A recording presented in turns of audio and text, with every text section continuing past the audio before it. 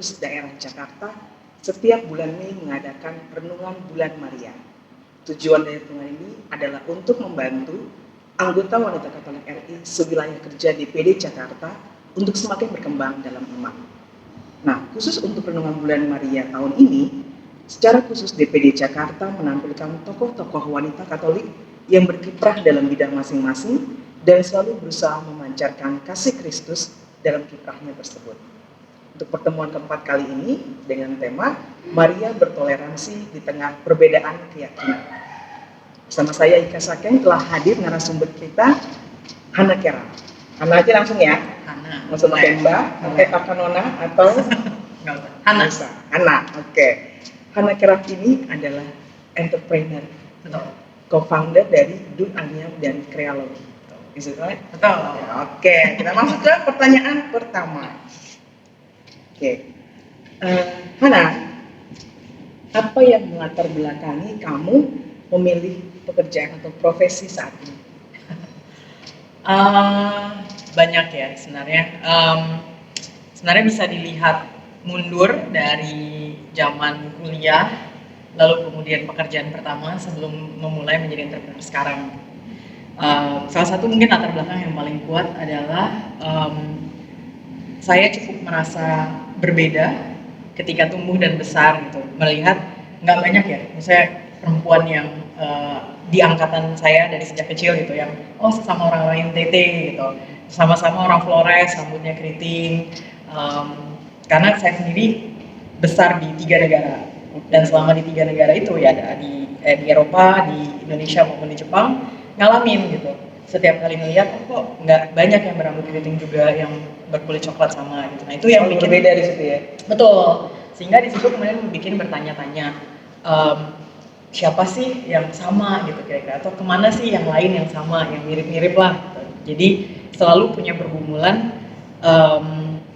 mencari sesama orang Flores atau sesama orang NTT yang lebih banyak. Gitu. Itu awal mula pertama. Lalu kemudian SMA lalu kuliah juga melihat dari sejak SMA tuh selalu diajak juga untuk di sekolah dulu, boleh nyebut merek nih? Boleh. Masalah kan ya? Boleh sebut merek ya? Silakan. Pokoknya di mana sih sebenarnya? Sama kebetulan nih kakak kelas di Santa Ursula. Jalan Pos ya? Jalan Pos. Oke. Jadi di Santa Ursula itu dari SMP, SMA memang didekatkan kepada kegiatan-kegiatan di mana kita sesuai dengan slogannya Serti yang Aku Mengabdi. Jadi banyak gitu ngikutin kegiatan-kegiatan ngajar bahasa Inggris di Cilincing lah, ada live in, ada banyak kegiatan-kegiatan selama sekolah yang diajarkan kepekaannya gitu. Nah itu mulai terpantik-pantik. Kuliah mulailah pergumulan itu, kok nggak banyak yang sama-sama orang NTT, dan kemudian berbekas gimana sih caranya untuk kemudian bisa lebih banyak bermanfaat, sehingga sesudah selesai kuliah sempat memutuskan tuh sebulan pergi ke NTT, ke Florence. Sebulan tinggal di sana. Notabene saya lahir besar Jakarta, jadi tinggal di NTT itu sesuatu yang cukup asing gitu.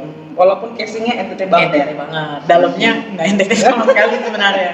Nah, di Jakarta ya, lahir dan besar di Jakarta. Betul. Nah, selama sebulan itu sesudah kuliah balik dari Jepang, ngeliat gitu, kok banyak yang bisa dilakukan di NTT, potensinya besar, dan kemudian aku mengabdinya bisa dilakukan, dan malah merasa lebih memiliki impact besar ketika ada di sana. Nah, ketemu juga dengan salah satu mentor, Ibu Erna Witular. Beliau menyampaikan gitu, kalau saya ingin menjadi seorang leader, dulu kan masih lulus kuliah tuh masih semangat banget ya, pengen menjadi leader organization yang besar, pengen membawa perubahan untuk dunia. Nah, Bu Erna menyampaikan, kalau kamu ingin menjadi leader dari community, in order untuk bisa nge-lead, kamu harus jadi bagian dari komunitas itu.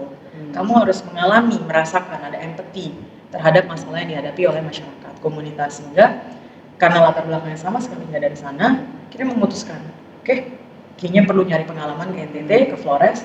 Akhirnya nyari kerjaan yang memang walaupun kantornya di Jakarta, tapi memang mencari yang station di Flores, dan kemudian akhirnya tinggal di sana kurang lebih 5 tahun, dan di situ semakin lagi melihat gitu bagaimana kalau memang membangun karir dengan pendampingan komunitas itu kok kayaknya cocok gitu. Itu yang saya cari gitu. Nah, tapi saya pengen ke arah yang memang sesuai dengan latar belakang pendidikan, yaitu bisnis. Sehingga lahirlah gitu community based enterprise, social enterprise, yaitu seperti usaha-usaha yang saya jalankan. Panjang ya sebenarnya, jadi nggak yang benar-benar mendadak wah pengen nih jadi kayak gitu, enggak. Jadi memang itu adalah proses yang cukup panjang dari latar belakang pendidikan, keluarga, masyarakat sosial gitu, itu yang kemudian membentuk ke arah sana. Nah setelah 5 tahun itu gitu, setelah 5 tahun akhirnya dari hiruk pikuk setelah mengalami 3 benua ya, tinggal di 3 benua, lalu kuliah di Jepang, dan akhirnya memutuskan untuk mau ke Flores gitu. Nah itu kira-kira tadi kan menemukan yang kok gue beda gitu ya. Betul. Sekarang apakah ketika sudah kembali ke istilahnya kembali ke asal ya gitu, apakah merasa berbeda atau gimana? Merasa berbeda masih, tapi merasa berbeda itu unik dan menyenangkan. Mengapa? Gitu. Karena setiap orang itu punya cerita, dan ketika kita bisa menceritakan cerita kita berbeda-beda, justru itu yang menjadi warna yang berbeda. Misalnya ketika dari Jakarta pindah ke NTT, sampai di NTT mereka akan tertarik dengan latar belakang di Jakarta saya. Nah dari di Jakarta orang-orang tertarik nih, ngapain sih kerja di NTT, apa aja yang dilakukan di NTT gitu. Jadi justru dengan menjadi berbeda di NTT dan menjadi berbeda di Jakarta, justru jadi bisa melihat cerita-cerita, dan itu yang jadi unik gitu. Itu yang menjadi cerita dalam kehidupan sehari-hari sih. Nah kalau di NTT itu kan mayoritas itu kan Katolik ya? Betul, mayoritas Katolik. Yang selama maksudnya Hana ketika ada di sana berinteraksi dengan mayoritas Katolik. Nah bagaimana peran agama Katolik dalam latar belakang Hana untuk menjalani profesi yang sekarang ini? Panjang ya, dimulai dari mungkin kuliah itu terutama bergabung dengan perkumpulan Alkitab yang cukup sesuai gitu. Artinya renungan-renungan yang dibawakan, lalu kemudian ayat-ayat yang dikupas gitu, dan teman-teman di dalam perkumpulan itu yang memang tidak terlalu serius dan juga tidak terlalu berat, tapi relevan banget dengan kehidupan sehari-hari gitu. Jadi betul, dan bagaimana mengadaptasi ayat-ayat di dalam kehidupan sehari-hari itu kena banget. Termasuk ada beberapa yang disampaikan oleh, dulu karena di Jepang itu Katolik dan Kristen itu minoritas, kita gabung gitu. Nah maka yang biasanya memimpin perkumpulan itu pendeta gitu ya. Cuma memang ada anggotanya juga mayoritas Katolik, mau nggak mau lah, karena kita berdua Kristen Katolik itu jadi minoritas kan di situ. Nah waktu itu salah satu yang disampaikan oleh pendetanya adalah tentang tujuan Tuhan untuk hidup kita tuh sebenarnya adalah untuk kita bisa berguna untuk orang lain gitu. Dia menyampaikan Tuhan itu akan break us, menghancurkan. Tuhan itu akan kemudian mold, dia akan membentuk kita, kemudian dia akan shape itu dari bentuk, lalu kemudian kita akan diarahkan sampai yang terakhir dia akan menggunakan kita sesudah dari kita hancur dan dibentuk menjadi alat untuk orang lain. Sama itu tuh kena banget dari semua renungan itu gitu, yang kena banget, dan saya merasa benar juga ya gitu. Di saat-saat sulit nggak mungkin nih kita dikasih susah tapi nggak ada artinya gitu. Nah di anak umur 21, 20 tahun waktu itu tuh kena banget tuh, kayak oh iya benar. Yang apa? Di umur 20, 21 tuh kan masih nyari jati diri tuh kan. Hidup susah banget. Mau jadi apa? Orang tua gini gitu, kayak hidup susah banget gitu, masih kuliah padahal. Nah, tapi di situ kena gitu. Kemudian oke, mungkin ini sekarang saatnya Tuhan lagi mau nge-mold dan nge-shape gitu, mau diarahkan kemana. Nah, akhirnya dari sejak itu doanya sampai hari ini masih sama, ingin menjadi terang untuk sesama. Itu selalu nggak pernah skip doa itu gitu. Jadi lebih mungkin Katolik itu lebih ke bagaimana berdoanya ke Tuhan in person dibandingin seremonial yang lainnya kali ya gitu. Mungkin tidak populer, tapi buat saya Katolik seperti itu gitu. Dan itu kalau nggak ada pemahaman dari sejak perkumpulan Alkitab itu sampai sekarang, nggak mungkin sih umur 23, umur 24 tahun meninggalkan semua lalu memutuskan tinggal di desa dan benar-benar keluar dari comfort zone tuh nggak mungkin kejadian. Jadi benar-benar menurut saya bertemu perkumpulan Alkitab itu banyak mengarahkan ke pilihan hidup kembali ke NTT. Keren banget ya, menjadi terang Gila, ini baru pertanyaan awal nih, udah keren banget. Walaupun kulitnya gelap, tapi tetap glowing. Bisa, masuk. Oke, kita lanjut ke pertanyaan ketiga ya. Dalam menjalankan pekerjaan dan aktivitas kamu di tengah masyarakat nih, gimana sih kamu bersikap dalam menghadapi perbedaan suku, ras, dan agama? Menarik ya, mungkin pas beda umur, beda cara menanggapi ya. Oke. Gitu. Pas awal-awal waktu baru banget mulai masuk, ini kita bicara dunia kerja ya. Karena kalau waktu dunia pendidikan, terutama waktu di sekolah SMP SMA itu kan cukup ini ya, Homogen. ya maksudnya mayoritas banget nih, ada satu homogen perempuan semua, secara agama juga mayoritas ya sama gitu kan. Paling yang mungkin yang berbeda adalah tentang ras tadi. Nah itu tuh udah kepantik-pantik tentang beda nih, perlu ada toleransi. Nah untungnya memang masuk di latar belakang keluarga, masyarakat, dan pendidikan yang toleransinya besar gitu.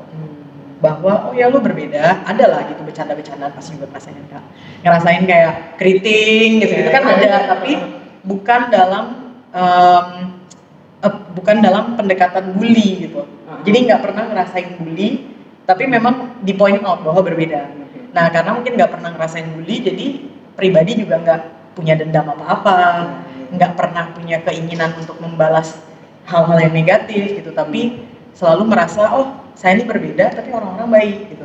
Sehingga ketika kemudian di dunia kerja pun ketemu dengan kayak masyarakat yang kerja dengan kita sekarang di perusahaan, itu kan ada juga yang desa-desa 100% muslim gitu misalnya, non katolik.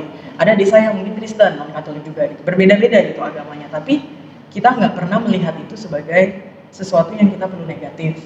Tapi yang kita lihat tetap satu gitu, tujuan kita mau ngapain.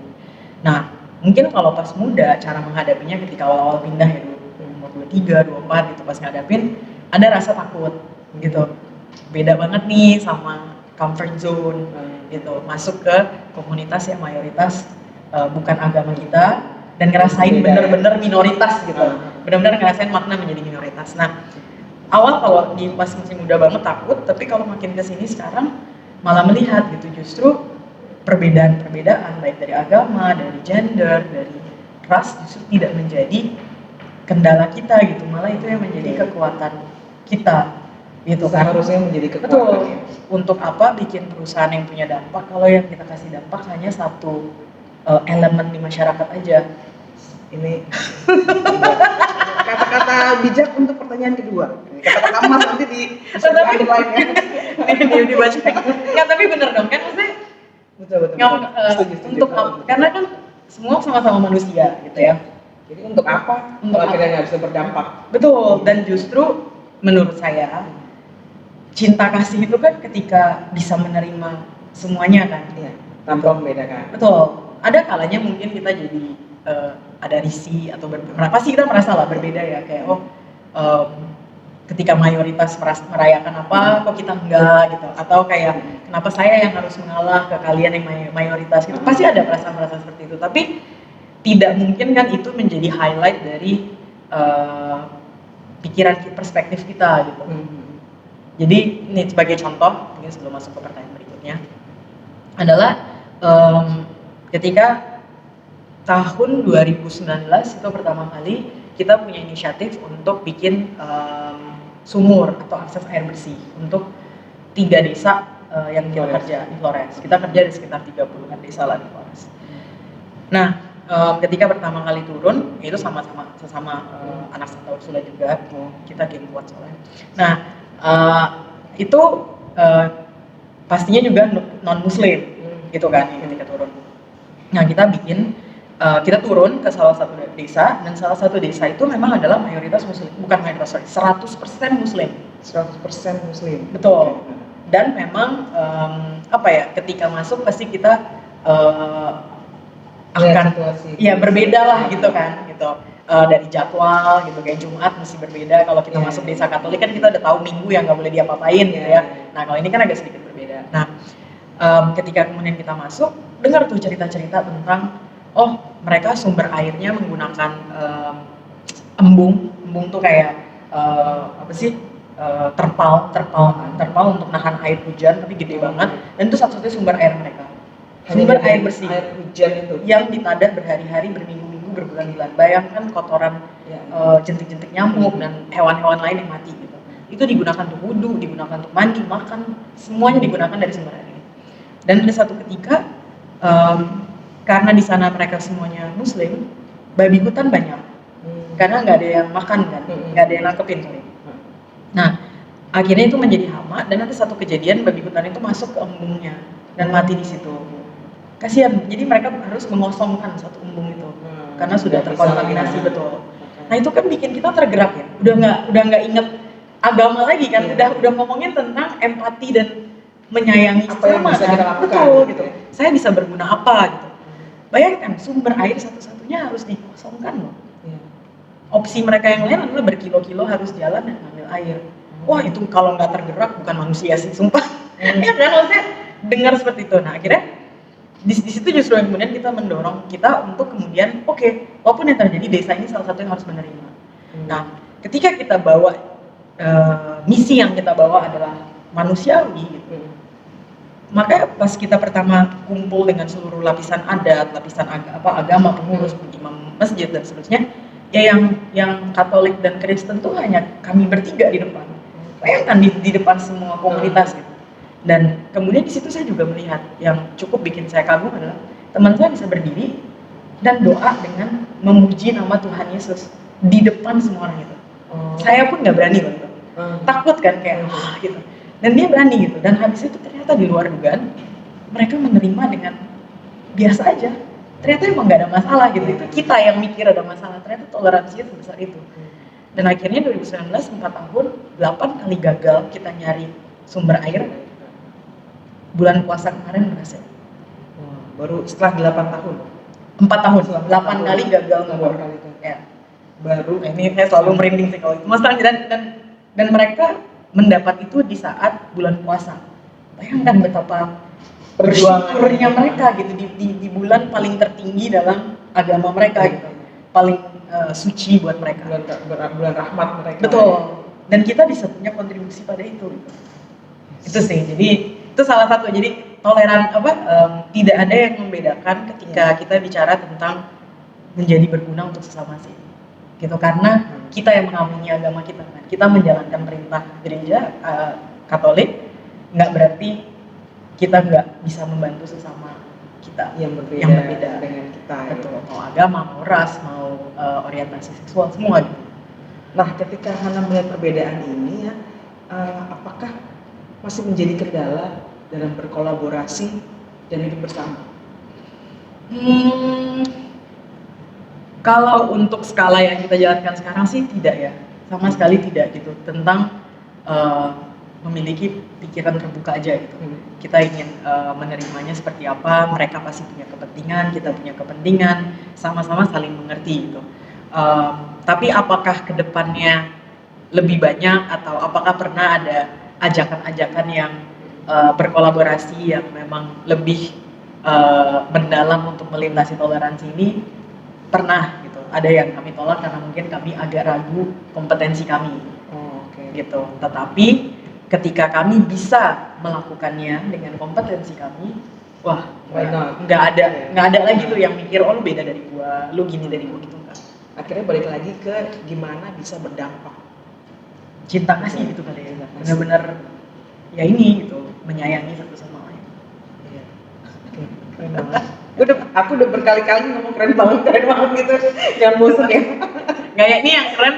Ini juga disclaimer ya, yang keren tuh bukan seorang diri gitu. Ada tim yang besar yang dengan latar belakang yang berbeda-beda, tim yang agamanya berbeda, tim yang dengan kondisi ekonomi yang berbeda, gitu, kondisi akses terhadap pendidikan yang berbeda, yang kami semua bersatu di bawah perusahaan ini, dan kemudian itu yang kami berikan gitu. Jadi dampak sebesar tadi yang disampaikan itu nggak kerja satu orang, itu adalah kerja gotong royong lintas perbedaan gitu. Karena punya satu visi yang sama. Tujuannya berdampak gitu. Disclaimer-nya harus dicatat juga. Ya. Nah, sekarang nih pertanyaan selanjutnya nih Hana. apa yang diperlukan agar kita tuh bisa mengembangkan sikap toleransi atau posliero terhadap mereka yang berbeda keyakinan, berbeda pilihan politik, dan berbeda orientasi seksual? Nggak tahu ya ini jawabannya tepat atau tidak, tapi salah satu yang menarik itu adalah cerita tentang dulu waktu kuliah sempat jadi part time yang kerja paruh waktu jadi guru bahasa Inggris. Dan biasanya kalau kita jadi guru bahasa Inggris tuh ke anak-anak kita kasih PR, what is your dream? Jadi anak-anak Jepang ini disuruh nulis mimpi mereka ke depan dan dalam bahasa Inggris pengen jadi apa. Ada satu anak Jepang SD antara kelas 4, 5 atau 6. Ketika dia ditanya mau kerja mau cita-citanya apa, dijawab ibu rumah tangga. Dari antara semua temannya, semua pilihan yang ada di dunia ini, dia pilih ibu rumah tangga. Oke, kenapa gitu? Nggak ada yang salah, cuma menarik gitu. Dari latar belakang kita kan nggak pernah kan, kita selalu dididik untuk dokter, presiden gitu kan. Tinggi langit ya ceritanya. Nah, datang dari latar belakang Indonesia seperti itu, tertarik dong, kenapa ibu rumah tangga dari semua opsi yang kamu bisa miliki? Jawaban dia, kalau saya jadi ibu rumah tangga, saya bisa menyiapkan sarapan untuk anak dan suami saya nanti. Dan kalau sarapan anak saya dan suami saya enak, mereka bisa punya perut yang kenyang dan bahagia. Mereka bisa ke sekolah dan ke kantor mereka dengan bahagia, dan mereka bisa menjadi membawa kebaikan untuk masyarakat di tempat kerja dan di sekolah. Ternyata sesimpel itu tapi dalam banget. Betul. Nah, ini menurut saya ada kaitannya dengan latar belakang saya ataupun teman-teman di Duanyam kali ya. Kami dibesarkan di lingkungan yang tidak ada bully, kami dibesarkan di lingkungan yang jalan sama-sama gitu, benar-benar baik gitu, dibentuk dengan baik gitu. Makanya kalau memang kita ingin punya masa depan yang toleran, generasi masa depan yang toleran, generasi masa depan yang ingin berdampak untuk sesama dan baik gitu, itu datang dari kita dulu sih. Mulai dari kita. Betul. Kita yang menyiapkan itu untuk generasi ke depan, karena ya kami merasakan gitu bahwa dengan tumbuh kembang di lingkungan yang seperti itu ternyata dampaknya gede banget gitu. Akhirnya awalnya dari lingkungan sekitar, betul, keluarga juga. Betul. Nah, kalau kira-kira nih ya, sekarang kita kan tadi kan udah lebih ke pengalaman Hana selama ini ya. Nah, sekarang lihat konteks yang lebih besar untuk umat Katolik. Nah, kira-kira menurut Hana tuh apakah orang Katolik sudah cukup berkontribusi untuk menciptakan masyarakat yang toleran terhadap berbagai perbedaan suku, agama, atau orientasi seksual? Kalau dari kacamata saya cukup sudah dilakukan gitu. Dari yang saya rasakan, dari pengalaman melihat di lingkungan kerja di komunitas, ketika kita bicara tentang Katolik, saya nggak pernah merasakan bahwa kita umat Katolik itu diarahkan ke kebencian, diarahkan untuk melihat perbedaan gitu. Tetapi dari baik ajaran secara formal ataupun dari tindakan-tindakan yang dilakukan oleh petinggi atau organisasi Katolik di sekeliling minimal yang saya alami sudah mengarah kepada mencintai. Kalau enggak, saya nggak mungkin hari ini berbicara tentang cinta kasih gitu. Kalau lingkungan saya nggak seperti itu gitu. Itu sih. Ya, jadi yang saya alami adalah tindakan yang toleran memang dari gereja atau dari organisasi gereja atau dari masyarakat, terutama ya ibu-ibu komunitas gitu ya, masyarakat. Di tengah kesulitannya seperti apapun gitu, mereka tetap masih bisa memikirkan orang lain, hal-hal kecil deh. Mereka biasanya gitu kalau di NTT ya, di rumah-rumah yang Katolik itu kan pasti ada anjing. Dan mereka itu kan nggak pernah diikat atau dilepas. Nggak pernah selalu dilepas ya, selalu diikat. Ya. Nggak pernah diikat, dikandangin, selalu dilepas. Nah, sering banget gitu menemukan mereka tanpa kita minta, ketika ada tim atau tamu non-Katolik, Muslim terutama ya, yang datang ke rumah mereka tuh udah duluan gitu ngandangin atau kemudian memastikan bersih gitu ya, tidak ada bekas-bekas anjing atau apa gitu yang ada di lokasi-lokasi di mana teman-teman kita yang Muslim gitu. Nah itu kan udah contoh-contoh tindakan yang menurut saya udah cinta kasih tadi kan, nggak pernah di request gitu, maksudnya nggak diminta, tapi kita kemudian tahu ini jangan gitu. Dengan sendirinya bergerak untuk melakukan yang membuat orang lain nyaman ya. Betul, action speaks louder. Action speak louder than words. Ini kumpulan kutipan nanti. Jangan nanti highlightnya semua tuh kata-kata bijak, kata-kata emas dari anak Karen nih. Nah, tapi saya masih penasaran nih, kok tuh balik ke Flores itu, ada kendala apa sih yang kamu temui selama ada di sana? Banyak ya. Mungkin beberapa tantangan tuh bisa kayak tadi satu ya. Ketika kemudian mulai bekerja dengan komunitas yang memang 100% non Katolik gitu ya, itu tuh menjadi pembelajaran baru. Lalu kemudian merasakan juga bagaimana bekerja dengan perempuan di masyarakat yang sangat patriarki gitu, dimana perempuan itu punya stereotip tentang perempuan itu harus cuci piring, perempuan tuh harus gini ya, perempuan tuh harus gini. Bahkan ketika kita mengajak mereka untuk nganyam atau melakukan kegiatan-kegiatan ekonomi produktif, itu kemudian ditentang oleh suami-suaminya gitu, laki-laki. Nah, yang kayak gitu-gitulah. Jadi beradaptasi pada lingkungan-lingkungan sekitar, terutama di komunitas yang kita bekerja. Nah, kemudian kita harus bisa tuh mengganti persepsi mereka kan, gitu. Dan terutama perempuan itu kan di dunia yang sangat di lingkungan sosial yang sangat patriarki, itu menemukan support system, menemukan wadah di mana mereka kemudian bisa menjadi mendapatkan sesuatu gitu ya, benar-benar dukungan atau informasi atau dipegang tangannya dan ini kita sama-sama gini yuk gitu tuh. Itu sulit gitu. Karena di organisasi atau perkumpulan manapun mereka, di komunitas mereka pasti patriarki. Pasti semua tentang kayak acara adat, ya pasti perempuan kerjanya masak, ya dapur ya. Mau acara pemerintah level desa gitu misalnya, ya mayoritas kepala desanya laki-laki. Perempuan menjabati posisi di pemerintah itu juga sulit gitu. Apalagi yang LGBTQ kan. Sebenarnya salah satu pengurus desa, pemerintah desa LGBTQ pertama di Indonesia itu dari Flores. Gitu. Nah itu salah satu menurutku juga toleransi ya, bisa menerima. Nah itu jadi kita melihat perempuan itu sebenarnya sama sekali selalu inferior, gitu. Nah itu yang kemudian kita melihat justru ketika kita bikin perusahaan yang community based atau social enterprise yang memang fokus kita ke perempuan, justru kita memberikan wadah untuk mereka menjadi nyaman, menjadi aman, mereka untuk kemudian bisa menaikkan skill mereka, bisa mengembangkan diri mereka benar dengan aman gitu, karena nggak ada stereotip di dalam perkumpulan ini yang selama ini mereka terima. Oke. Nah di Wanita Katolik RI ini kan ya, itu juga wadah organisasi masyarakat. Yes. Apa sih kesan yang kamu dengar ketika Hana dengar Wanita Katolik RI gitu? Dan sekarang selama ini ya gitu. Terus harapan kamu, kalau misalnya kamu udah punya, mereka tuh begini, tapi pengennya begini gitu. Ya, kesan pertama, kenapa nih gue belum jadi anggota aja? Asik, dapat langsung juga suka cari-cari anggota muda.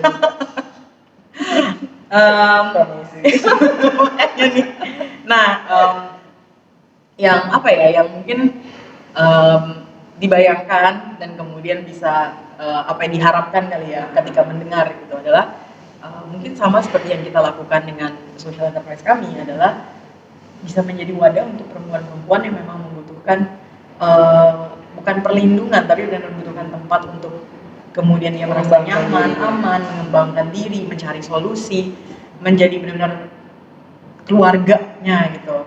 Karena kan kita nggak pernah tahu ya, setiap anggota atau setiap orang yang kita ketemu ini pasti punya masalah yang berbeda-beda. Nah, mungkin di wadah ini dengan persamaan ada agama yang menyatukan, ada gender yang menyatukan, seharusnya masalah-masalah ini kan kemudian bisa lebih kuat ya empatinya, bisa saling membantu dan saling mendukung sama lain sih gitu.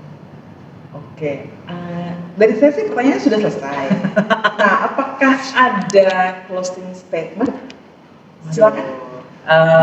Closing statement apa ya? Selalu bingung kalau seperti closing statement. Atau di close aja, Jangan. closing statement. Apa ya? Berkaitan dengan tema kali ya, tema bulan ini kali ya. Ya, tema bulan Bunda Maria di tengah perbedaan keyakinan. Ketika kita menjadi toleran atau ketika kita berdampak dan memberikan cinta kasih kepada sesama, kita sebenarnya sudah menunjukkan bahwa itu adalah Katolik. Yes. Aduh, aku terharu sampai tak bisa berkata-kata. Oke, terima kasih. Itu saja untuk renungan kali ini, dan benar-benar banyak banget yang bisa diambil daging-daging semua nih. Amin. Ya kan? Aduh, thank you so much for coming. Thank you for having me. Terima kasih, seneng banget. Sesinya juga menyenangkan. Ya. Jangan lupa jadi anggota WK. Habis ini ditanya briefingnya aja udah seru tadi. Oke, terima kasih. Selamat menjalani hari, dan saya Ika Sakeng. Sampai jumpa. Thank you. Bye, terima kasih.